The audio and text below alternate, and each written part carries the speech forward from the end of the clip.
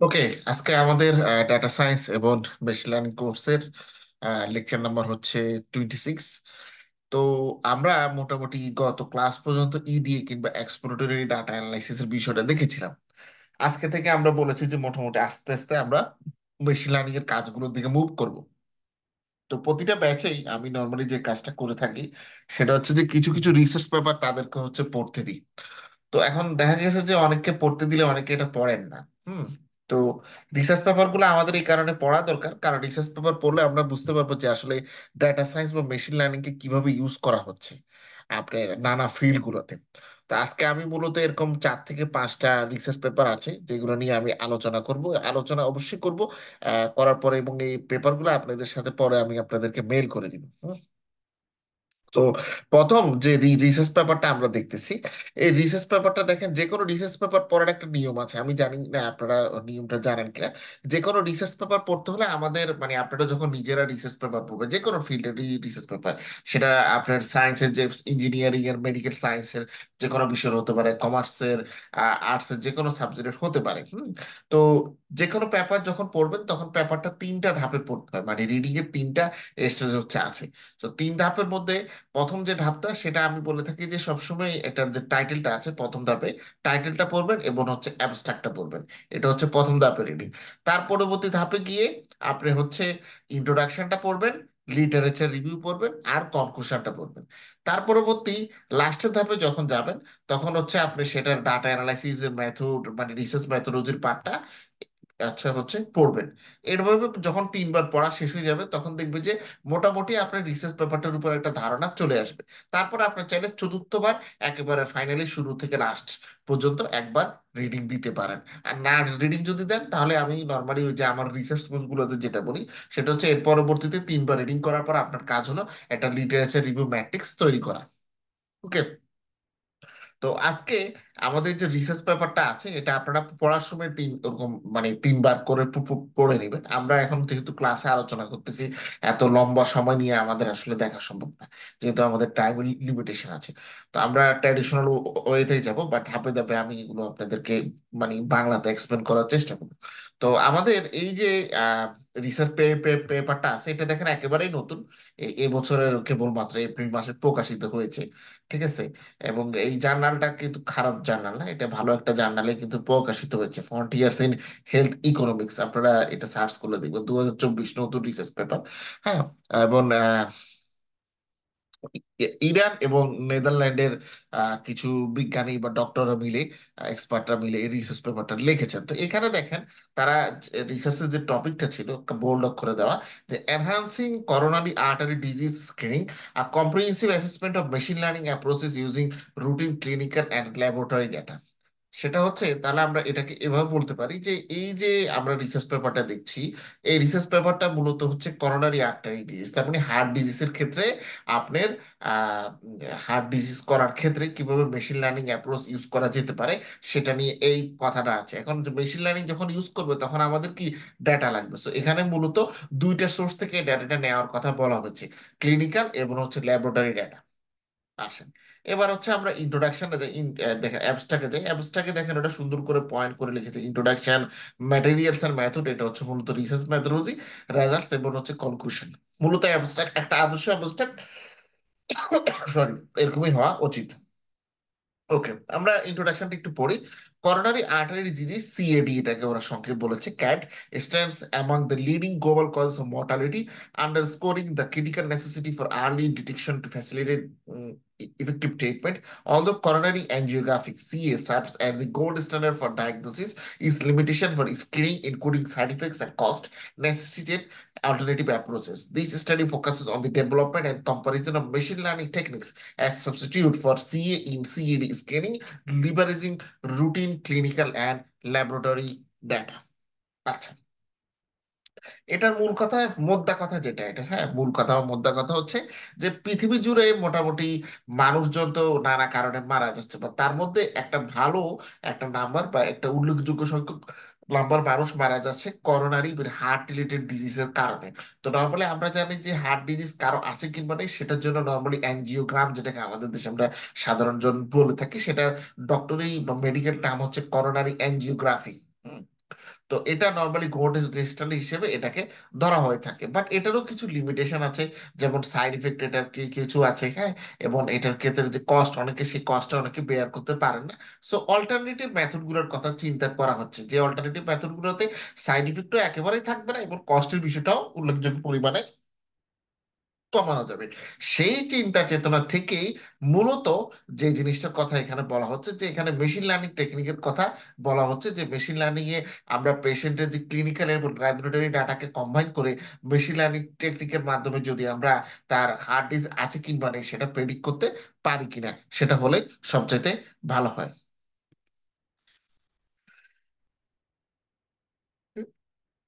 ওমর আলী আমাদের সালাম দিয়েছেন। ও ওয়ালাইকুম আসসালাম। আচ্ছা, ম্যাটেরিয়ালস এবং মেথড, তারপরে এখানে ম্যাটেরিয়ালস এর মেথডটা মানে হচ্ছে এই রিসার্চ পেপার ক্ষেত্রে তারা কোন কোন ধরনের রিসার্চ মেথোলজি তারা ইউজ করেছেন, ঠিক আছে। তো দেখেন এখানে তারা যেটা লিখেছে যে various machine learning classification algorithms. আচ্ছা, আমরা যেহেতু এখনো মেশিন লার্নিং এর থিওরিটি আমরা যখন একটু টাচ করেছিলাম, তখন সেখানে আমি বলেছিলাম যে দুইটা বিষয় আছে, একটা হচ্ছে রিগ্রেশন আর একটা হচ্ছে ক্লাসিফিকেশন।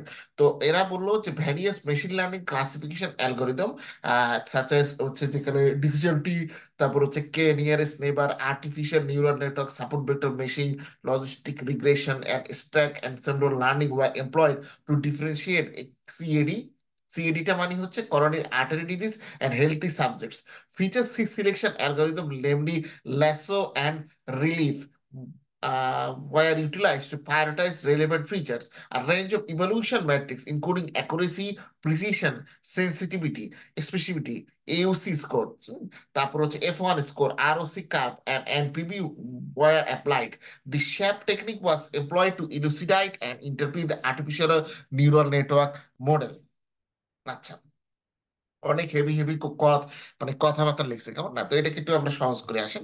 সেটা হচ্ছে যে তারা বলেছে যে এই রিসার্চটা করার ক্ষেত্রে তারা নানা ধরনের মেশিন লার্নিং টেকনিক ইউজ করেছে। তো মেশিন লার্নিং টেকনিকের ভিতরে একটা হচ্ছে রিগ্রেশন, আর একটা হচ্ছে ক্লাসিফিকেশন। বাট আমাদের এখানে তারা ক্লাসিফিকেশন অ্যালগোরিদম গুলো ইউজ করেছেন, এবং যেই যে ক্লাসিফিকেশন অ্যালগোরিদম তারা ইউজ করেছেন সেই ক্লাসিফিকেশন অ্যালগোরিদম গুলো তারা এখানে নাম দিয়েছেন। সেই নামগুলো কি কি? ডিসিশন টি, কেএনএন বা nearest neighbour, artificial neural network কিংবা এএনএন, তার পরবর্তীতে হচ্ছে সাপোর্ট ভেক্টর মেশিন কিংবা SVM, logistic regression, stack ensemble learning. Learning okay. এরপরে দেখেন যে যেহেতু এখানে তারা বলেছে যে একজন হেলথি মানুষের চাইতে হার্ট ডিসিজে আক্রান্ত মানুষ, এদেরকে ডিফারেন্সিয়েট করার জন্য তারা এই মেশিন লার্নিং ক্লাসিফিকেশন অ্যালগোরিদম গুলো ইউজ করেছে। ক্লাসিফাই করা মানে কি? কাউকে কোনো শ্রেণীতে বিভক্ত করা। তাহলে আমরা এখানে রিসার্চটা যেহেতু করা তারা করেছেন কি, যাদের হার্ট ডিজিজ আছে এমন লোকজনকে কি প্রেডিক্ট করার জন্য বা ডিটেক্ট করার ক্ষেত্রে। তো হেলথি মানুষ থেকে হার্ট ডিজিজে আক্রান্ত মানুষকে ভিন্ন করতে হবে। যার কারণে তারা বলেছেন যে আমরা এখানে মেশিন লার্নিং এর ক্লাসিফিকেশন অ্যালগোরিদম গুলো আমরা অ্যাপ্লাই করেছি অনেকে। আচ্ছা, এখন এক্ষেত্রে ফিচার সিলেকশন, সেটা হচ্ছে আমরা যখন মানুষজনকে ভিন্ন করতে যাচ্ছি, মানে হচ্ছে যে হার্ট ডিজিজ আক্রান্ত ব্যক্তি এবং হেলদি যে মানুষজন, এটাকে যখন ভাগ করতে যাচ্ছি তখন দেখা যাচ্ছে যে অনেকগুলো ফিচার তারা নিশ্চয়ই পেয়েছিলেন। তো সেক্ষেত্রে তাদেরকে এতগুলো ফিচারের মধ্য থেকে কোনটা আসলে তাদের মানে প্রায়োরিটাইজ ফিচার বা কোন ফিচারটা ইউজ করলে ভালো হবে সেটা নিয়ে কথা বলেছেন। তো সেক্ষেত্রে তারা ফিচার সিলেকশন অ্যালগোরিদম তারা ইউজ করেছেন। এক্ষেত্রে তারা ল্যাসো এবং রিলিফ নামে যে ফিচার সিলেকশন অ্যালগোরিদম গুলো আছে সেটা ইউজ করেছে, যার মাধ্যমে তারা যে ফিচার গুলোকে অগ্রাধিকার দেওয়ার তেমন ফিচার গুলোকে তারা ঠিক করেছেন। এছাড়া ফিচার সিলেকশনের পরে তারা যেহেতু অনেক ধরনের machine learning classification algorithm use করেছেন, কোন অ্যালগোরিদমটা সবচাইতে এক্ষেত্রে ভালো সেটা ডিটেক্ট করার ক্ষেত্রে তারা বেশ কিছু ম্যাট্রিক্স তারা হচ্ছে ইউজ করেছেন, যেগুলোকে তারা বলেছেন ইভলিউশন ম্যাট্রিক্স। যেমন এখানে আছে accuracy, precision, sensitivity, specificity, AUC, F1 score, ROC curve এবং এনপিভি। মানে এখন এগুলোর নাম জানেন, এগুলো আস্তে আস্তে আমরা যেহেতু ক্লাসে শিখবো, জাস্ট এখন নামটা খেয়াল রাখেন। তার পরবর্তীতে তারা এসিপি SHAP technique was employed to insight and interpret the artificial neural network model. সেটা হচ্ছে আপনারা হয়তো জানেন না যে explainable machine learning, explainable AI আছে, এক্সপ্লেনেবল এআই, যেটাকে এক্সএআই বলা হয়ে থাকে। তো সেখানকার মধ্যে একটা অ্যালগোরিদম আছে শ্যাপ টেকনিক, বা একটা টেকনিক আছে যেটার মাধ্যমে তারা এই আর্টিফিশিয়াল নিউরাল নেটওয়ার্ক মডেলকে তারা ব্যাখ্যা বা এক্সপ্লেন করার চেষ্টা করেছেন। ওকে। তার পরবর্তীতে নিশ্চয় যারা এত কাজ করার পরে তারা কি একটা ফলাফল তো পেয়েছেন।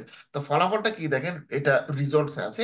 The artificial neural network or ANN support vector machine and stacked ensemble learning model demonstrated excellent results in a tenfold cross validation evaluation using features selected by lasso and relief. With the lasso feature selection algorithm, these models achieved accuracies of 90.38%, 90.07%, and 90.39%. Sensitivities of 94.43%, 93.03%, and 93.96%. The specificity of 80.27%, 82.77%, and 81.52% respectively. Using relief, the accuracies were 88.79%, 88.77%, and 90.06%. Sensitivities were 92.12%, 91.66%, and 93.98%. Specificity were 80.13%, 81.38%, and 80.13% respectively. The SHAP technique revealed that typical and atypical chest pain, hypertension, diabetes mellitus, T intervention, and age were the most influential features in the neural network model. আচ্ছা, অনেক কথাবার্তা লিখছে। এটাকে একটু সহজ করি। সেটা হচ্ছে তারা যখন এখানে নিউরাল আর্টিফিশিয়াল নিউরাল নেটওয়ার্ক বা ANN তারা অ্যাপ্লাই করেছেন, তারপর হচ্ছে সাপোর্ট ভেক্টর মেশিন এবং অ্যানসেম্বল লার্নিং মডেল আরো অনেকে করেছেন, কিন্তু আরো ক্লাসিফিকেশন অ্যালগোরিদম গুলোর মধ্যে যতগুলো ক্লাসিফিকেশন অ্যালগোরিদম তারা ইউজ করেছেন, তার মধ্যে ANN মানে artificial neural network, support vector machine কিংবা SVM, এবং হচ্ছে স্ট্যাক অ্যানসেম্বল লার্নিং মডেলস, এরা মোটামুটি এক্সিলেন্ট কিংবা সবচেয়ে বেশি ভালো রেজাল্ট ইউজ করেছে। যখন আমরা 10 ফল্ড 10 গুণ চাইতে বেশি আমরা কি কস ভ্যালিডেশন ইভলিউশন করেছিলাম, তখন সেক্ষেত্রে এই ইভলিউশন করার ক্ষেত্রে আমরা যে ফিচারগুলো ইউজ করেছি সেই ফিচারগুলো সিলেকশনে আমাদেরকে হেল্প করেছে ল্যাসো এবং রিলিফ মেথড। তো ল্যাসোর ফিচার সিলেকশন অ্যালগোরিদমের মাধ্যমে আমরা যে ফিচারগুলো পেয়েছি সেটার আলোকে আমরা মডেল তৈরি করার পরে যে অ্যাকুরেসিটা পেয়েছি, সেই অ্যাকুরেসিটা 90%-এর উপরে। মানে দেখেন যে এটা 90 পয়েন্ট, কোনো কোনো সময় 90.38%, কখনো 90.39%, আবার কখনো কি 90.07%। তার মানে 90+ এখানে আছে, এবং সেন্সিটিভিটি যেটা আছে সেটা প্রায় 94-95 এর স্কেলের মধ্যে এটা হচ্ছে আছে। আবার রিলিফ যখন ইউজ করে আমরা ফিচার গুলো ঠিক করেছি, সেক্ষেত্রে অ্যাকুরেসিটা আমাদের একটু কমে 88 এবং 90-র ঘরে চলে এসেছে, এবং সেন্সিটিভিটিও এক্ষেত্রে একটু কমে গিয়েছে। আর আমরা যখন শ্যাপ টেকনিক ইউজ করেছিলাম আমাদের আর্টিফিশিয়াল নিউরাল নেটওয়ার্ককে ব্যাখ্যা করার জন্য, তখন আমরা জানলাম যে ট্রিপিক্যাল এবং atypical chest pain, hypertension, diabetes mellitus, টি ইন্টারভেনশন এন্ড এজ, এই জিনিসগুলো হচ্ছে নর্মালি মোস্ট ইম্পর্টেন্ট ফিচার যে সেই নিউরাল নেটওয়ার্কের মধ্যে, মানে যার মাধ্যমে আমরা আসলে ব্যাখ্যা করতে পারি যে এই মানুষের কি হার্টের ডিজিজ আছে কিংবা হার্টের ডিজিজ নেই। সো কনক্লুশনে আসেন, দেখেন কি লিখেছে এখানে। The machine learning models developed in this study exhibit high potential for non invasive screening and diagnosis of CAD, that মানে হচ্ছে করোনারি আর্টারি ডিজিজ, হ্যাঁ, CAD। যারা একটু মানে লেট আসছেন ওদের জন্য বলতেছি, এটা মানে মেকানিক্যাল ইঞ্জিনিয়ারিং এর ক্যাট কিন্তু না, কম্পিউটার এডেড ডিজাইন। এটা CAD হচ্ছে করোনারি আর্টারি ডিজিজ, বা সিম্পল ভাষায় বলতে গেলে হার্ট ডিজিজ। তো এখন the machine learning models developed in this study exhibit high potential for non-invasive screening and diagnosis of CAD uh, in the Z Ali Jade Sani dataset. However, further studies are essential to validate and apply these models in real world and clinical settings. তো তারা এখানে একটা dataset use করেছে, যে ডেটাসেটের মধ্যে coronary artery ডিজিজে আক্রান্ত লোকজনের dataset আমরা এটা বলতে পারি। তো আমরা যতগুলো মেশিন লার্নিং মডেল হচ্ছে ইউজ করেছি, সেই মেশিন লার্নিং মডেলগুলো ইউজ করার মাধ্যমে আমরা যে ফলাফলটা পাচ্ছি, এদের হাই পোটেনশিয়াল আছে যে সে আসলে সাধারণ মানুষের চাইতে কিভাবে করোনারি ডিজিজে আক্রান্ত, হ্যাঁ, বা হার্ট ডিজিজে আক্রান্ত ব্যক্তিকে সে কিভাবে ডিটেক্ট করতে পারে। বাট এটাকে ভ্যালিডেট করতে আমাদের আরো রিয়েল ওয়ার্ল্ড আরো এক্সাম্পল বা রিসার্চ দরকার, এবং ক্লিনিক্যাল সেটিস রিলেটেড ডাটা প্রয়োজন। ওকে, এবার আমরা হচ্ছে নিচে যাই।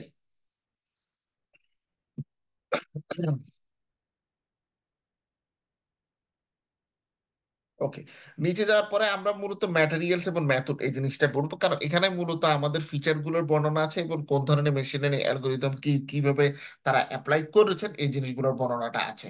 তাহলে এখানে দেখেন যে তারা যে ডেটা সেটটা ইউজ করেছে সেই ডেটা সেটের নাম হচ্ছে যে আলিজা দে সানি ডেটা সেট। ওকে, এখন এই ডেটা সেটটা কোন জায়গা থেকে ইউজ করা হয়েছে আমরা যদি দেখি, the data set was collected from 303 patient who were refer to Shahid Rajaei cardiovascular research centre. ওকে, ওদের একটা রিসার্চ সেন্টার আছে যেখানে কার্ডিওভাস্কুলার বিষয় নিয়ে তারা রিসার্চ করেন, সেখান থেকে নেওয়া হয়েছে। এবং সেখানে ফল 2011 থেকে উইন্টার 2012 সময়ের এটা ডেটা, এবং এখানে 303 জন পেশেন্টের ডেটা আছে। Each patient has 54 54 recorded features that can be considered as indicators for the occurrences of CAD। এবং প্রত্যেকটা পেশেন্টেরই মানে চিন্তা করে দেখেন, এখানে 303 জন পেশেন্ট আছে, তার মধ্যে প্রত্যেকটা পেশেন্টের ক্ষেত্রে তারা 54টা করে অ্যাট্রিবিউট কিংবা ফিচার্স এর ডেটা রেখেছেন, যাদের মাধ্যমে তারা করোনারি আর্টারি ডিজিজের যে ওকারেন্স সেটাকে প্রিডিক্ট করতে পারবেন। This features war divided into 4 categories. এবং এই ফিচার গুলাকে, মানে যে 54টা ফিচার আছে সেটাকে আমরা মূলত 4টা মেন ক্যাটাগরিতে ভাগ করতে পারি। একটা হচ্ছে ডেমোগ্রাফিক্স, একটা হচ্ছে সিমটমস আর symptoms and examination, ECG and laboratory and echo characteristics. তো টেবিলে আমরা এর জিনিসগুলো হচ্ছে দেখতে পারি। All patient belong to one of the two categories of patient with CAD or healthy. এখন পেশেন্টের ক্ষেত্রে এখানে ক্যাটাগরি দুটো হতে পারে, একে তো হয় তার হার্ট ডিজিজ আছে কিংবা হার্ট ডিজিজ নেই, তার মানে পেশেন্ট উইথ সিএডি, অথবা patient or people without CAD বা healthy people. If a coronary artery's diameter was steno or stenos uh, was diagnosed with 50% or more, the person was uh, stenosed 50 or 50% or more, the person was classified as a patient with CED। যদি লোকজনের যে আর্টারিটা আছে মানুষের, হ্যাঁ, মানে মানুষের artery, artery অনেকেই ক্লাসে আসা যাওয়া করতেছেন, এটা আসলে একটু ক্লাস চলাকালীন একটু আগে আসার চেষ্টা করুন। আমি তো এমনি 10-12 মিনিট লেট করে স্টার্ট শুরু করি। আচ্ছা, যাই হোক। তো সেটা হচ্ছে যে আর্টারিটা হচ্ছে ধমনী, বুঝছেন? মানে একটা হচ্ছে শিরা, উপশিরা, ধমনী। এগুলো ছোটবেলায় আপনারা সায়েন্সের বইতে পড়েছেন, বায়োলজি যারা পড়েছেন এরপর 9-10 ওগুলোও পড়েছেন। আশা করি হচ্ছে আপনারা এই জিনিসগুলো জানেন। ঠিক আছে, না জানলে এগুলো শিখে নেবেন, এগুলো কাজে লাগে কিন্তু লাইফে। হ্যাঁ,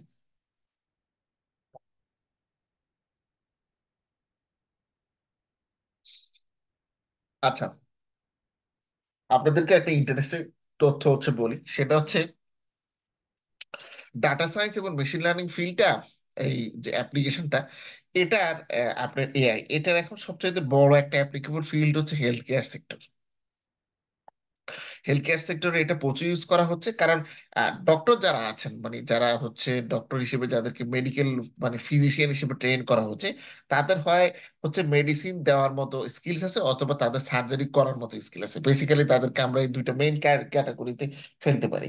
কিন্তু এই যে জিনিসগুলো, মানে টেকনোলজিক্যাল বিষয়গুলো অ্যাপ্লাই করা, এই জিনিসগুলো কিন্তু হচ্ছে নাই। যার কারণে বাইরের দেশের হসপিটালগুলোতে আমি করোনার সময় যখন ক্লাস নিতাম, আমি তখন একটা কথা সবাইকে বারবার বলতাম যে আগামী দিনের হসপিটাল গুলোতে শুধু ডাক্তাররা থাকবে না, সেখানে ডাক্তার থাকবে, স্ট্যাটিস্টিশিয়ান থাকবে, একজন মেশিন লার্নিং ইঞ্জিনিয়ারও থাকবে, আবার সেখানে হচ্ছে বায়োটেকনোলজিস্টও হচ্ছে থাকবে। ঠিক আছে, তো এখন আস্তে আস্তে সেই ইয়েটা কিন্তু আসতেছে। এখনকার হসপিটাল এগুলোতে কিন্তু তারা ডাটা সায়েন্টিস্ট নিচ্ছে, ইভেন পুলিশও কিন্তু নিচ্ছে ডাটা সায়েন্টিস্ট। ঠিক আছে, তো এই জিনিসগুলো কেন হচ্ছে? কারণ ধরেন এই যে প্রচুর পরিমাণে ডাটা উৎপন্ন হচ্ছে, ডাটাগুলোকে নানাভাবে অ্যানালাইজ করে দেখা, আর কিভাবে ডাটাগুলোকে পেশেন্টদের কাজে ইউজ করা যায়। ধরেন ডাক্তাররা তো যেহেতু হচ্ছে পেশেন্ট দেখা বা পেশেন্টের ট্রিটমেন্টের ক্ষেত্রে তাদের মেজরিটি সময় ব্যয় হয়, বা তারা এই স্কিলটা তাদের হচ্ছে নেই। তো সেক্ষেত্রে তারা আসলে এই জিনিসটা দেখতে পারে না। যদিও বাইরের দেশে এখন মানে ডাক্তারদের যে আপনার মেডিকেল ক্যারিকুলামটা, সেটা আমাদের চাইতে অনেক ডেভেলপ, কারণ সেখানে এখন আপনার রোবোটিক সার্জারি যে বিষয়গুলো আছে এই জিনিসগুলো অন্তর্ভুক্ত আছে।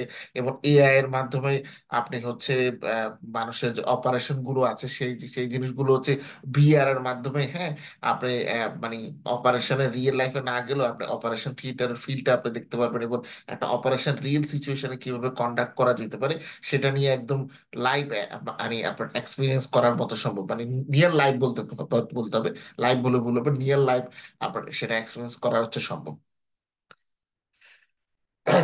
আর আরেকটা মজার কথা হচ্ছে বলে দিই, আপনাদের মধ্যে কেউ যদি ধরেন এখন হচ্ছে মাইন্ড চেঞ্জ হয়, যে ধরেন আমার কাছে মোটামুটি টাকা পয়সা আছে, ধরেন হচ্ছে আমি এখন মানে ছোটবেলায় ধরেন কেউ কমার্স পড়ছেন, কেউ আর্টস পড়ছেন, কারো সায়েন্স নেওয়ার ইচ্ছে ছিল কিন্তু সায়েন্স পড়ছেন কিন্তু মেডিকেলে চান্স হয়নি।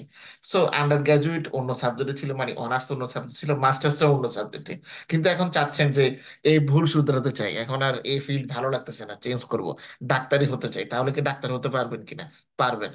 বাইরের সব দেশে গ্র্যাজুয়েট এন্ট্রি নামে একটা অপশন আছে, হ্যাঁ। ইভেন লন্ডনও আছে, যারা হচ্ছে লন্ডনে যেতে চান, লন্ডনে 4 বছরের আপনার ডক্টর হয়ে লন্ডনের যে এনএইচএস আছে, মানে সরকারি মানে ডাক্তারখানা বা হসপিটাল গুলোর, সেটার আন্ডারে আপনি জব করতে পারবেন। আপনার কি সায়েন্স ছিল আগে, আর্টস ছিল, হ্যাঁ, আপনি কি আগে বিবি পাস করছেন না সিএ পাস করছেন, এগুলো কেউ দেখবে না।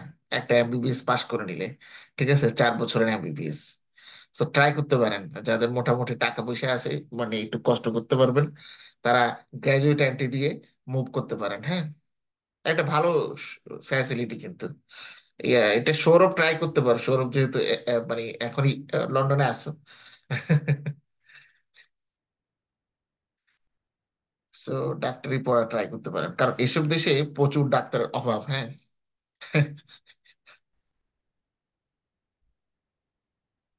যারা অনেক চায় তো। কস্টলি ভাই, ইউএসএ চলে যাবো। জি, ঠিক আছে। নাকি ইউএসএ তো যাবেন, কিন্তু এখানেও ডাক্তার হয়ে যান, এখানে খারাপ হয় না।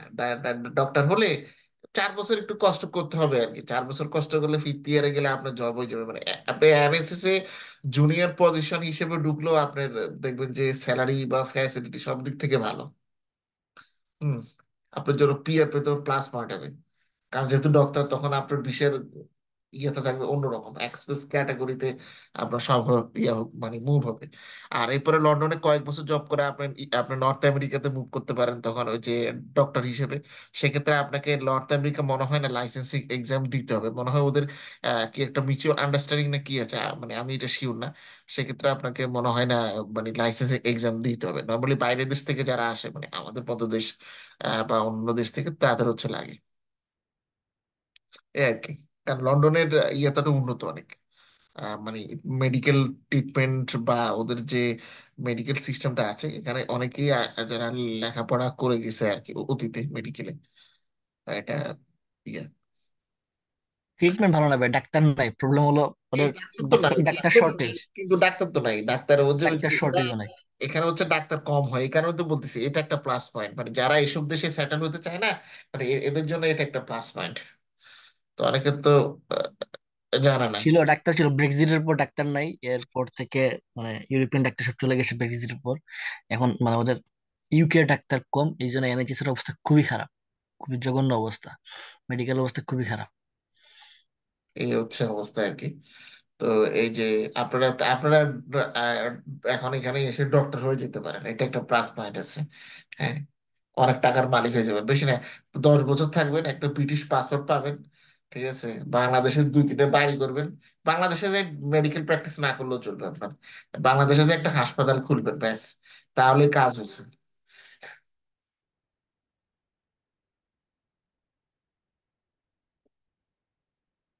ওকে, সরি, ক্লাসের বাইরে গিয়ে মানে একটু বেশি কথা হচ্ছে বললাম, যে একটু ডাক্তারি জিনিসটা আসলে এই কারণে। এখন দেখেন, ওদের ডাটা সেটের বর্ণনাটা হচ্ছে দিয়েছে, তো আমরা বলেছিলাম যে 54টা ফিচার তারা নিয়েছিল 303টা পেশেন্টের, বাট এই 54টা ফিচারকে তারা মোট 4 ভাগে ভাগ করছে। দেখেন এখানে একটা ভাগ হচ্ছে ডেমোগ্রাফিক, আর একটা ভাগ হচ্ছে সিমটম অ্যান্ড এক্সামিনেশন, আর একটা ভাগ হচ্ছে ইসিজি, আর একটা ভাগ হচ্ছে ল্যাবরেটরি অ্যান্ড ইকো। ইকো মানে ওই যে ইকো কার্ডিওগ্রাম যেটাতে করে আর কি, আমরা সংক্ষেপে বলি ইকো। হুম। তো আসেন, ডেমোগ্রাফির ক্ষেত্রে কি কি আছে আমরা যদি দেখি, ডেমোগ্রাফির ক্ষেত্রে যেমন এইজ আছে, এবং এইজের রেঞ্জটা 30 থেকে 86 এর মধ্যে।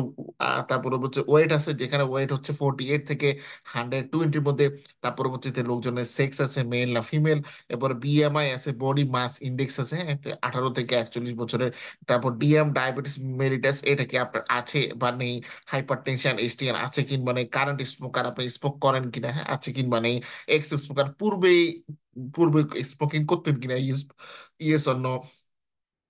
তারপর এফএইচ ফ্যামিলি হিস্ট্রি আছে কিনা, অনেকে দেখা যায় যে ফ্যামিলিগত ভাবে আপনার হার্টের ডিজিজ বা রোগগুলো হয়ে থাকে, আপনার অবেসিটি আছে কিনা। তারপর হচ্ছে ক্রনিক রেনাল ফেলিউর আছে কিনা। তারপর হচ্ছে সিবিএ সেরিব্রো সেরেব্রোভাস্কুলার অ্যাক্সিডেন্ট আছে কিনা, এয়ারওয়ে কোনো ডিজিজ আছে কিনা, থাইরয়েডের সমস্যা আছে কিনা, কনজেস্টিভ হার্ট ফেলিউর, তারপর হচ্ছে ডিস ডাইলিসপিডিমিয়া আছে কিনা, বিপি ব্লাড প্রেশার কত। তারপর সিমটমসে আমরা যদি আসি, সিমটম এবং এক্সামিনেশনের ক্ষেত্রে তারা নর্মালি দেখে থাকেন ব্লাড প্রেশার, পিআর কিংবা প্লাসলেট, এডিমা, তারপর হচ্ছে উইক ফেরিফেরাল পালস, লাং রেলস, তারপর হচ্ছে সিস্টোলিক মারমার, ডায়াস্টোলিক মারমার, এরপর হচ্ছে টিপিক্যাল চেস্ট পেন, তারপর হচ্ছে ডিসপিনিয়া, তারপর হচ্ছে ফাংশন ক্লাস এবং অ্যাটোপিক্যাল চেস্ট পেন, হ্যাঁ, non anginal chest pain, external CP, functional chest pain, হ্যাঁ, লো টি আং, এটা হচ্ছে লো থ্রেশহোল্ড অ্যাঞ্জিনা। ঠিক আছে, এর পরবর্তী ইসিজি তে আসেন। ইসিজির ক্ষেত্রে দেখা হয়েছে Q wave, ST elevation, ST depression, তারপর লেফট ভেন্ট্রিকুলার হাইপোট্রপি, তারপরে poor R progression, BBB bundle branch block. Laboratory ইকোর ক্ষেত্রে আসে দেখেন FBS, fasting blood sugar, CR, serum creatinine, তারপর TG triglyceride, LDL low density lipoprotein, HDL high density lipoprotein, BUN blood urea nitrogen, ESR electrolyte sedimentation rate, হ্যাঁ, HB হচ্ছে haemoglobin, তারপর K potassium, NA sodium, WBC white blood cell, lymph lymphocyte, তারপর neutrophil, পিএনটি platelet, EF ejection fraction, region, এরপর হচ্ছে BSD, মানে এই জিনিসগুলো দেখা হয়। হুম। এর পরবর্তী দেখেন যে যে কোনো ডেটাকে কিন্তু প্রি প্রসেস করতে হয়। আমি এই কথাটা আপনাদেরকে বলেছিলাম। তো ডেটা ইঞ্জিনিয়ারিং এ মূলত এই জিনিসটা নিয়ে কথাবার্তা হয়, বা ডেটা ইঞ্জিনিয়ার যারা আছেন তারা এই কাজটাই নর্মালি করে থাকেন। তো ডেটা প্রি প্রসেসিং এর ক্ষেত্রে দেখেন তারা যে কাজটা করে সেটা হচ্ছে ডিসপোজিং এমন ভ্যারিয়াস টেকনিক সাচ আস হ্যান্ডলিং মিসিং ভ্যালু। যদি মিসিং ভ্যালু থাকে তাহলে তারা সেটাকে হ্যান্ডলিং করেছেন, কোনো আউটলায়ার থাকলে সেই আউটলায়ারকে তারা বাদ দিয়েছেন, তারপর হচ্ছে ডিসক্রিটিজাইজেশন করেছেন, স্কেলিং করেছেন, এবং আরো অনেক কিছু তারা অ্যাপ্লাই করেছেন। বাট এই পার্টিকুলার রিসার্চের জন্য তারা ডিসক্রিটাইজেশন এবং হচ্ছে standardization approach to enhance the efficacy of machine learning algorithm as elucidated in the subsequent section. Standardization তারা যখন করেছেন সেটা কিভাবে করেছেন দেখেন। স্ট্যান্ডার্ডাইজেশন করার ক্ষেত্রে তারা এই ফর্মুলাটা তারা ইউজ করেছেন। ঠিক আছে। আর discretion of continuous variable can improve classification performance, এটার ক্ষেত্রে তারা এই discretize features and the range of values তারা এভাবে দিয়েছেন। দেওয়ার পরে ল্যাচর ফিচার অ্যালগোরিদম ইউজ করেছেন, তারপর হচ্ছে রিডিফের ফিচার সিলেকশন অ্যালগোরিদম ইউজ করেছেন। দুটার মাধ্যমে আপনার ভিন্ন ভিন্ন ক্যাটাগরি তারা অ্যালগোরিদম পাইছেন। পাওয়ার পরবর্তীতে মেশিন লার্নিং মেথড তারা অ্যাপ্লাই করলেন। ঠিক আছে। মেশিন লার্নিং মেথড অ্যাপ্লাই করার পরে কোন মেশিন লার্নিং মেথডের যে কতটুকু আহ, ফলাফল তারা হচ্ছে পেয়েছেন, এই ফলাফলগুলো এখানে তারা রেজাল্টের মধ্যে বর্ণনা করেছেন। আবার এখানে তারা হচ্ছে ভ্যারিয়েবল গুলো তারা হচ্ছে কোফিসিয়েন্ট এবং র্যাঙ্ক তারা হচ্ছে আমাদের দিয়ে দিয়েছেন। তার পরবর্তীতে এই যে মডেল গুলোর এখানে দেখা evaluation metrics of models develop using lasso, মানে ল্যাসোর মাধ্যমে একবার আমরা হচ্ছে কিছু ফিচার পেয়েছি, সেই ফিচার গুলোর উপর ভিত্তি করে আমরা মেশিন লার্নিং মডেল অ্যাপ্লাই করেছি। অ্যাপ্লাই করার পরে সেটার অ্যাকুরেসি কত ছিল সেটা আমরা এখানে দেখতে পাচ্ছি। তারপরে রিলিফ ফিচার সিলেকশন, আপনার ফিচার সিলেকশন টেকনিকের মাধ্যমে আমরা আরো কিছু ফিচার হচ্ছে পেয়েছি। সেই ফিচারগুলোকে নিয়ে আমরা মেশিন লার্নিং মডেল অ্যাপ্লাই করেছি। অ্যাপ্লাই করার পরে যে ধরনের অ্যাকুরেসি বা আমরা সেন্সিটিভিটি পেয়েছি এটা হচ্ছে এখানে বর্ণনা আছে। তো এরকম করে দেখেন এই বিষয়টাকে গ্রাফটাকে দিয়ে তারা মোটামুটি সুন্দর করে রিসার্চ পেপারটা, এবং এটা হচ্ছে এসএপির ক্ষেত্রে মানে ফিচার সিলেকশন যখন করেছিলেন ল্যাসো মেথডে তখন এটা অনেকটা এভাবে এই ধরনের গ্রাফ এসেছিল। ঠিক আছে। তারপরে রিলিফ মেথড যখন হচ্ছে এবং সেভেন, এখানে এগুলোর মধ্যে থেকে সবগুলো ফিচার তো নেওয়া হয়নি, টপ সেভেন নেওয়া হয়েছে। এই এই জায়গা থেকে নিয়ে তারা অ্যানালাইসিসটা হচ্ছে করছে। তো এভাবে দেখেন সুন্দর করে কিন্তু তারা একটা রিসার্চ পেপার লিখে ফেলছেন। হ্যাঁ। এবার অ্যানালাইসিস গুলো করছে কিন্তু তারা এখানে কোড গুলো দেয় নাই। মানে এই পেপার গুলো আজকে যেগুলো আমি আলোচনা করতেছি এগুলোর ক্ষেত্রে তারা ওপেন, কিছু কিছু পেপার আছে ওপেন কোড, মানে ওগুলোর কোড অলরেডি দেওয়া আছে। So এই পেপার গুলোর হচ্ছে কোড দেওয়া নেই। আচ্ছা, এবার সেকেন্ড পেপারটাতে আসি আমরা। এটা হচ্ছে দেখেন এখানে যেটা করেছে সেটা হচ্ছে সেকেন্ড পেপারটা মূলত এনভায়রনমেন্টাল মেশিন লার্নিং এর মধ্যে আমরা এটাকে ফেলতে পারি, বা ক্লাইমেটের মধ্যে। এরা এনভায়রনমেন্টাল বিষয়ের উপরে তারা হচ্ছে আপনার মেশিন লার্নিং এর যে টেকনিকটা সেটা হচ্ছে ইউজ করেছেন।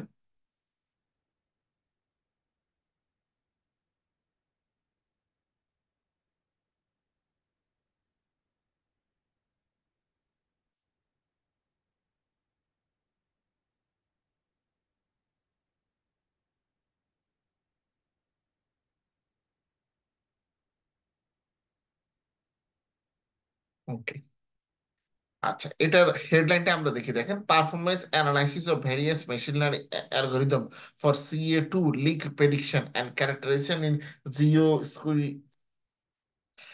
স্কুইটেশন অফ ইনজেকশন ওয়ালস। এটা mechanical, computer engineering, petroleum engineering, এদের হচ্ছে বেশি বুঝতেন আপনারা, আপনাদের এটা কষ্টকর হয়ে যাবে কিছুটা।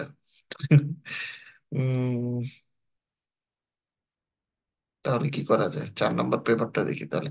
আচ্ছা, 4 নম্বরটা দেখি, সেটা বরং আপনাদের জন্য একটু বুঝতে ইজি হবে। 4 নম্বর পেপার যেটা, মানে প্রথমে পড়েছি এক, তারপরে এখন হচ্ছে 4 নম্বরটা। 4 নম্বরটা দেখেন, এটা হচ্ছে ট্রান্সপোর্টেশন ইঞ্জিনিয়ারিং, মানে ট্রান্সপোর্ট নিয়ে লেখা। তো এটা মূলত এয়ার ট্রান্সপোর্টেশনের উপরে ভিত্তি করে করা। Online prediction of arrival and departure times in each station for passenger trains using machine learning. আচ্ছা, ট্রেনের উপরে করাটা এটা, ওকে।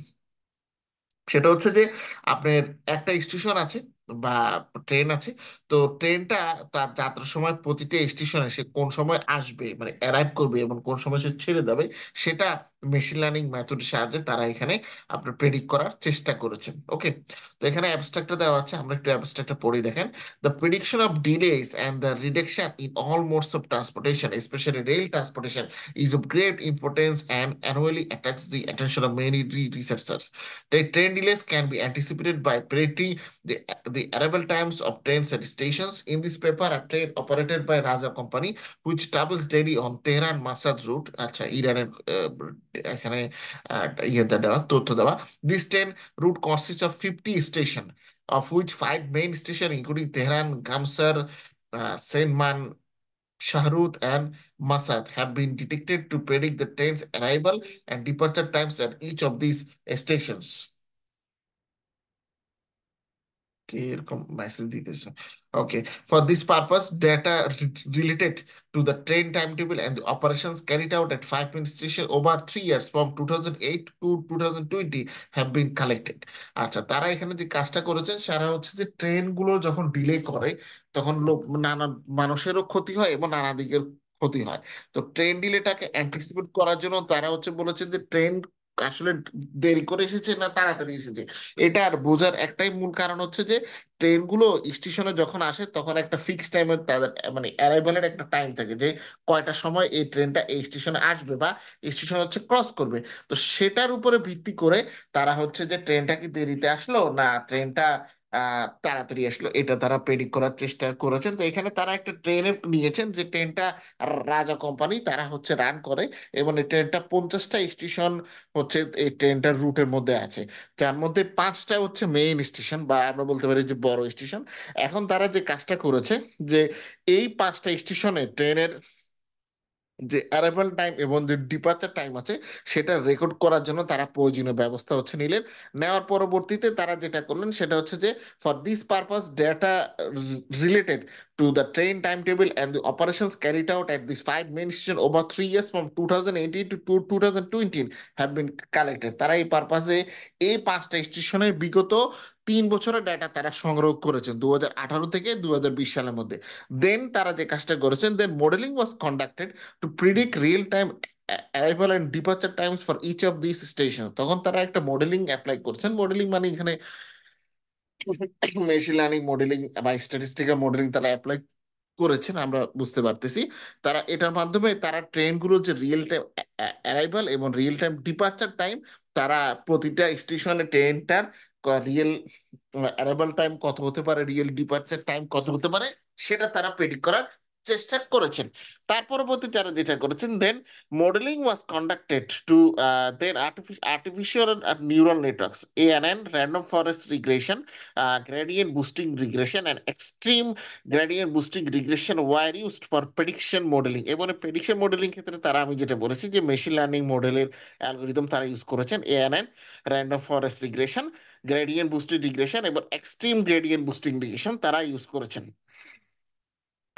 এর পরবর্তী তারা যেটা লিখেছেন দেখেন যে after evaluating this models the approach that yielded the best result based on the experimental data was selected for predicting the arrival and departure times at each station. সেটার মধ্যে থেকে তারা যেটা করেছেন এই মডেলগুলোকে ইভালুয়েট তারা করেছেন, ইভালুয়েট করার পরবর্তীতে এক্সপেরিমেন্টাল ডাটার উপর বেস করে যে মডেলটা হচ্ছে বেস্ট হয়েছে, সে প্রতিটা স্টেশনের জন্য তারা সেটাকে হচ্ছে ঠিক করলেন। ঠিক করার পরে দেখেন এবার আমরা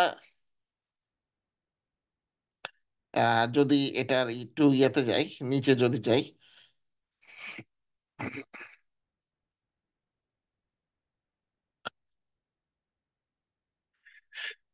ওকে, নিচে দেওয়ার পরে দেখেন এটা হচ্ছে ট্রেনের রুট। ট্রেন এখান থেকে শুরু করে এই 5টা স্টেশনের মধ্যে দিয়ে হচ্ছে ট্রেন যাচ্ছে। তো এক্ষেত্রে যে মেথোডলজিটা ইউজ করা হয়েছে দেখেন, this paper is inspired by the ক্রিপস DM method. So the data mining projects consist of a 6 step and moving moving back and forth between them is always required. তারপর হচ্ছে দেখেন যে বিজনেস আন্ডারস্ট্যান্ডিং এর ক্ষেত্রে তারা যেটা বলেছেন যে আমরা আমাদের এখানে তো ডাটাটা হচ্ছে দিয়ে দিলাম, ঠিক আছে। ডাটা দেওয়ার পরবর্তী দেখেন এই যে দুইটা টেবিল দেওয়া আছে, টেবিল 2 আর টেবিল হচ্ছে 3। তো টেবিল 2 তে যেটা দেওয়া আছে যে প্রতিটা স্টেশনের যে প্লান্টেড অপারেশন সেটা হচ্ছে দেওয়া আছে, এবং প্লান্টেড অপারেশনের ক্ষেত্রে মূলত মাইলেজ, স্টেশনের নাম, এরপর এভারেজ ম্যাক্সিমাম স্পিড, হ্যাঁ, রানিং টাইম কতটুকু, অ্যারাইভাল টাইম কতটুকু, ডুয়েল টাইম মানে সে কতক্ষণ এখানে ছিল, এরপর হচ্ছে ডিপার্চার টাইম, এই জিনিসগুলো দেওয়া আছে। আবার রিয়েল টাইম ট্রেন অপারেশনের ক্ষেত্রেও আমাদের সেম তথ্যগুলো দেওয়া আছে। এখন আমাদের যে কাজটা করতে হবে সেটা হচ্ছে যে প্রেডিকশন এবং টার্গেট করতে হবে in each of this times, হ্যাঁ। সেটা হচ্ছে যে বিফোর লিভিং তেহরান স্টেশন, এরপর বিবি আফটার লিভিং তেহরান স্টেশন, এরকম করে করে তারা হচ্ছে টার্গেট ভ্যারিয়েবল গুলো ঠিক করেছেন এবং ফিচার গুলো তারা হচ্ছে সিলেক্ট করেছে। সিলেক্ট করার পরবর্তীতে তারা দেখেন এখানে মডেলটা দাঁড় করেছে, এবং মডেলগুলো দাঁড় করানোর পর আমরা মডেলগুলো আর স্কোয়ার যেটা টেস্ট করা, মডেলের কি অ্যাকুরেসিটা কেমন হয় সেটা আর স্কোয়ারের মাধ্যমে আমরা সেটা দেখার চেষ্টা করছি। আর স্কোয়ার হচ্ছে অ্যাপ্লাই করেছে, কি তারপরে এই যে মডেলের যে, সরি, ইভলিউশন যেটা, ইভলিউশনও তারা এক্ষেত্রে করেছেন। ইভলিউশনের ক্ষেত্রে তারা দেখবে যে মেথড, ইভলিউশনের ক্ষেত্রে যে মেথডগুলো তারা, এটা বারবার এরকম হচ্ছে কেন, ওকে, ইভলিউশনের ক্ষেত্রে তারা হচ্ছে দেখে যে আর স্কোয়ারের টেস্টে এবার ইয়ে করে ধরেছে, আর স্কোয়ার হলে ইভলিউশন।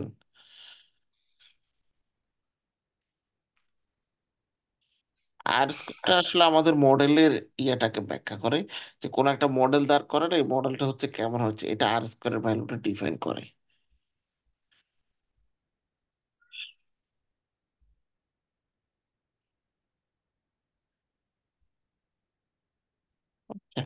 আপনাদের এতটুকু পর্যন্ত কোনো প্রশ্ন আছে?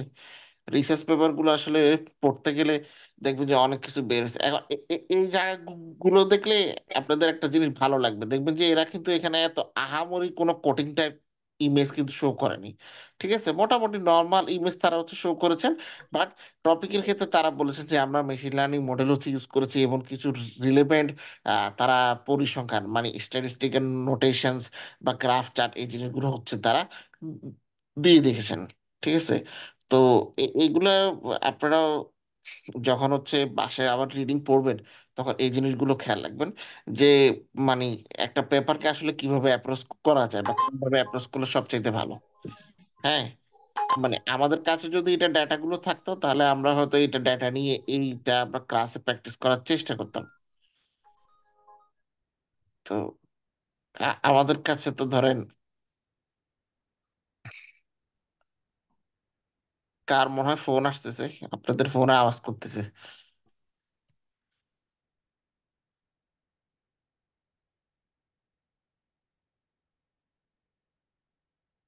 কারো কোনো কোশ্চেন নাই? স্ট্রেঞ্জ, আজকে তো নতুন জিনিস দেখালাম তারপর কোশ্চেন নেই।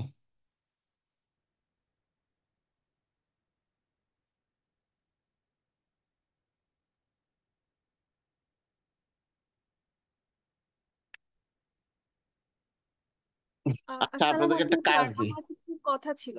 বলেন বলেন। স্যার, লেকচার 23, 24, 25 যে ডাটা সেট গুলো ইউজ করা হয়েছে কি? ওগুলোকে আমাদের মেইল করে দেওয়া যাবে? হ্যাঁ, দেওয়া যাবে। আমি কি মেল করছিলাম না, একটু দাঁড়ান দেখিনি। মানে আসলে ওই আরো একটা দুইটা কোর্স চলো, তো আমি কালকে কাদেরকে হচ্ছে মেইল করছি। দাঁড়ান, একটু চেক করে নিতেছি এখনই। ডাটা সেট অবশ্যই দেওয়া যাবে। এটা তো আমার পৈতৃক সম্পত্তি না যে ডাটা সেট দেওয়া যাবে না। অবশ্যই দেওয়া যাবে। আচ্ছা, ডেটা সেট আপনাদেরকে দেওয়া হয় না, ঠিক আছে, ভালো কথা খেয়াল করছেন। আজকে ক্লাসের পরে এই আজকের রিসার্চের পেপারগুলো প্লাস হচ্ছে ডেটা সেট আমি আপনাদেরকে হচ্ছে মেইল করব। আর কিছু?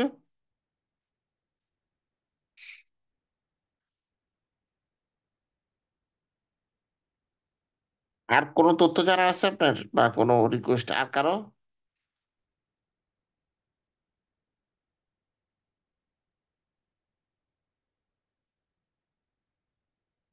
আচ্ছা, আমি আপনাদেরকে একটা কাজ দিই তাহলে। সেটা হচ্ছে, কাজটা খুব সুন্দর একটা কাজ। কাজের বর্ণনাটা আমি করতেছি, দাঁড়ান। কারণ আমি চিন্তা করছি যে আপনাদেরকে একটা বাড়ির কাজ দিতে হবে, না হলে সবাই একটু ঝিমিয়ে পড়ছেন। হ্যাঁ। তো বলে যে ম্যারাথনের আগে লোকজনকে শরীর গরম করতে হয়, গা গরম যেটাকে বলে আর কি। তো এখন আপনাদেরকে বাড়ি কাজ দিয়া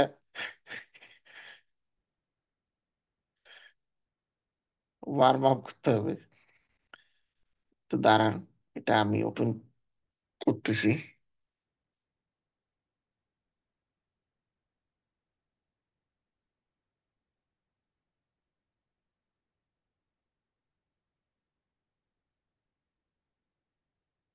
আপনারা সবাই বাংলাদেশ ব্যাংকের নাম তো শুনছেন, কেমন না? মানে এখানে তো কেউ নাই যে বাংলাদেশ ব্যাংকের নাম শুনেন, এরকম কেউ আছে ক্লাসে?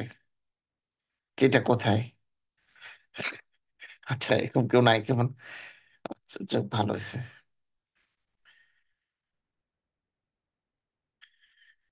ওকে, এই ওয়েবসাইটটা দেখতে পাচ্ছেন এখন স্ক্রিনে? এখন দেখতে পাচ্ছেন স্ক্রিন? এটা হচ্ছে আমাদের বাংলাদেশ ব্যাংকের ওয়েবসাইট। এটাকে সংক্ষেপ বলা হচ্ছে, বাংলাদেশ ব্যাংকে সংক্ষেপ বলা হচ্ছে BB.org.bd, হ্যাঁ, /n/index.php।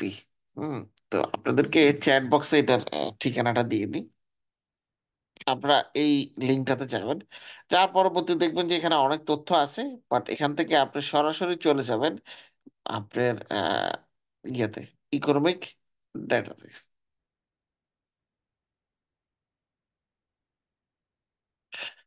ওকে, ইকোনমিক ডাটার পরে রিসেন্ট আপলোড এখানে ক্লিক করবেন।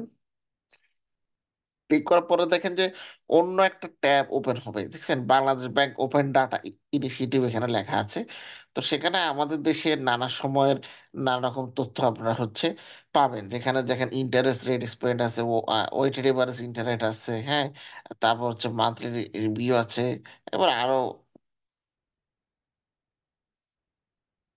আরো বেশ কিছু বিষয় সেখানে হচ্ছে আছে।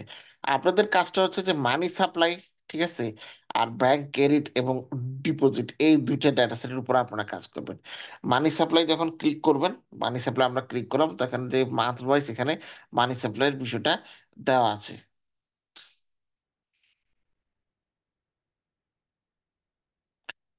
তারপরে মানি সাপ্লাইয়ের পরে আমাদের যে,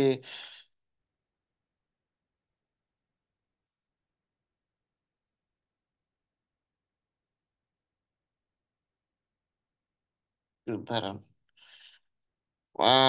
I'm a foreign.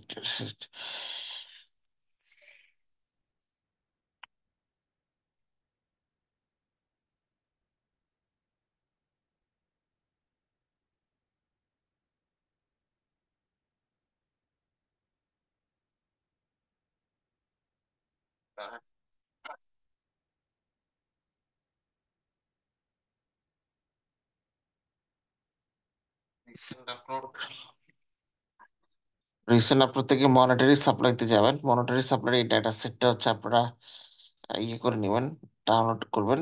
এর পরবর্তীতে যেটা ডাউনলোড করবেন এটার পাশাপাশি দুইটা, সেটা হচ্ছে total external day position of Bangladesh, ঠিক আছে। তো এটা দেখবেন এখানে পিডিএফ হচ্ছে দেওয়া আছে। আপনারা এই দুইটা ডেটা সেট কে হচ্ছে সুন্দর করে এক্সেল ফাইলে নেবেন। এক্সেলে নিয়ে দুটাকে মার্জ করবেন, ঠিক আছে? মার্জ করে আমরা একটা ডাটা সেটের ফাইল তৈরি করব। মানে আপনাদেরকে এটা এক্সেলের কাজ হচ্ছে দিলাম, দেখি আপনারা এক্সেল কতটুকু পারেন।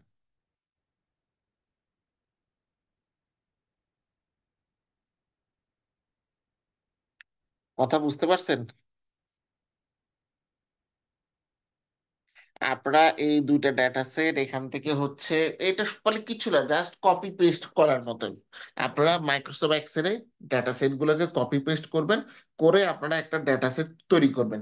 করার পরে এই ডেটা সেটের উপরে আপনারা ইডিএ কিংবা এক্সপ্লোরেটরি ডেটা অ্যানালাইসিস করবেন, যেটা আমরা ক্লাসে গত 2-3টা ক্লাস হচ্ছে দেখেছি। এরকম আপনারা ইডিএটা করবেন, আপনাদের সেই ইডিএ এবং ডাটা অ্যানালাইসিসের ফাইল আমাকে হচ্ছে মেইল করবেন আপনারা। ঠিক আছে? এবং এটার জন্য ডেডলাইন হচ্ছে আজকে, এক শনিবারে ক্লাস হচ্ছে, আগামী শনিবার হচ্ছে আপনাদের ডেডলাইন। আগামী শনিবার মানে হচ্ছে আজকে 18 তারিখ, আগামী শনিবার 25 তারিখ। আগামী শনিবার আগের দিন রাত্রে 24 তারিখ শুক্রবার রাতের মধ্যে, বাংলাদেশ সময় রাত 10টা। হুম।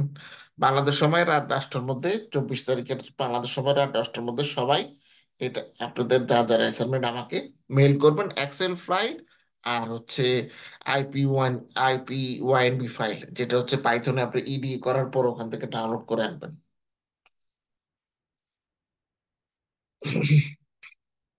বুঝতে পারছেন? আমি একটু দেখবো যে আপনারা আসলে কতটুকু লেখাপড়া করতেছেন। এটা মাঝে মধ্যে এগুলো দেখতে হলে টেস্ট করতে হয়, আর না হলে এখন কোনো বোঝার উপায় নেই যে কে কতটুকু আসলে ক্লাস সিরিয়াস ভাবে করতেছে। কোনো প্রশ্ন?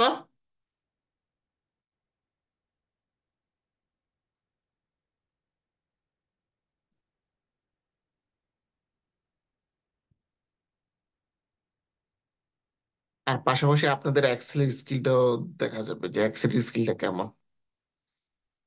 বাট আমাদের কোর্স কিন্তু এক্সেলের কোর্স না, ঠিক আছে? সেটা মাইন্ডে রাখবেন।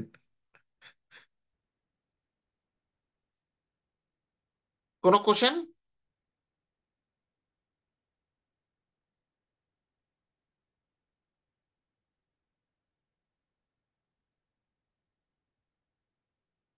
কোনো প্রশ্নের উত্তর নেই?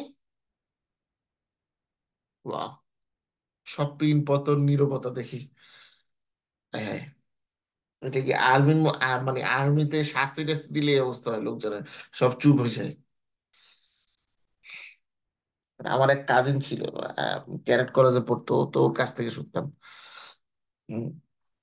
তার কাছ থেকে এগুলো শুনে মোটামুটি একসময় আমার ইচ্ছা ছিল মানে ক্যারেট কলেজে পড়া, তো ওর এগুলো শুনে টোরে ক্যারেট কলেজে পড়ার ইচ্ছা চলে গেছে। যদিও জিলে স্কুলগুলো ক্যারেট কলেজে চাইতে বাংলাদেশে কোনো অংশে কম না। ঠিক আছে।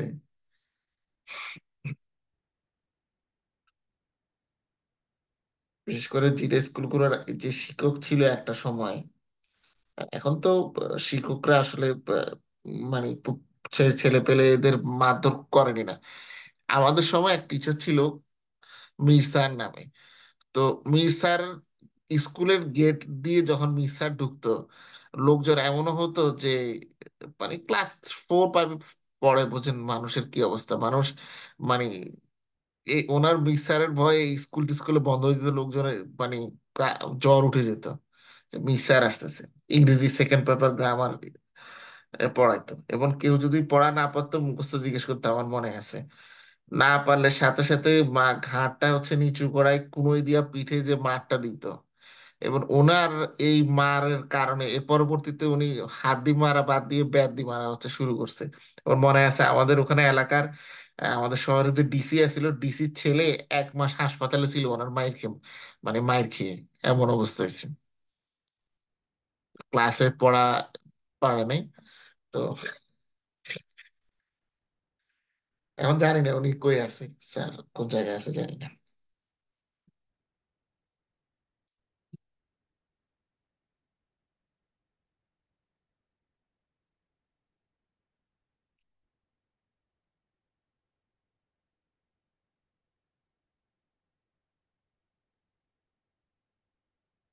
আচ্ছা, ঠিক আছে, তাহলে এটা আপনাদের বাড়ির কাছে থাক। আর হচ্ছে রিসার্চ পেপার দুইটা তো হচ্ছে দেখলেন, আগামী কালকের ক্লাসে আমি আপনাদেরকে এই হচ্ছে মানে এখানে বাংলাদেশ ব্যাংকের না অন্য একটা ব্যাংক ডেটার দিয়ে আমি আপনাদেরকে মানে করাই দিব, মানে আগামী কালকে ক্লাসে আমরা দিয়ে আমাদের শেষ হয়ে যাবে। ঠিক আছে? সো এরপরে বাকিটা হচ্ছে আপনাদের বাড়ি কাজ, যেটা আপনারা বাংলাদেশ ব্যাংকের ডেটা দিয়ে করবেন, করে হচ্ছে আমাকে ডেটা সেট প্লাস আপনাদের কাজ পাঠাবেন আগামী শুক্রবার 24 তারিখ বাংলাদেশ সময় রাত 10টা হচ্ছে সাবমিশন ডেট। যারা রেকর্ডিং দেখতেছেন তো এটা মানে তাদেরকেও বলতেছি, যারা ক্লাসে আছেন ওরা তো আছেনই। ঠিক আছে, এটা বাড়ি কাজ, আপনাদের হোমওয়ার্ক। ওকে, তো ঠিক আছে তাহলে আজকে এতটুকু পর্যন্তই। আগামীকালকের ক্লাসে দেখা হবে সেম সময় রাত 10টা বাজে বাংলাদেশ সময়। আল্লাহ হাফিজ।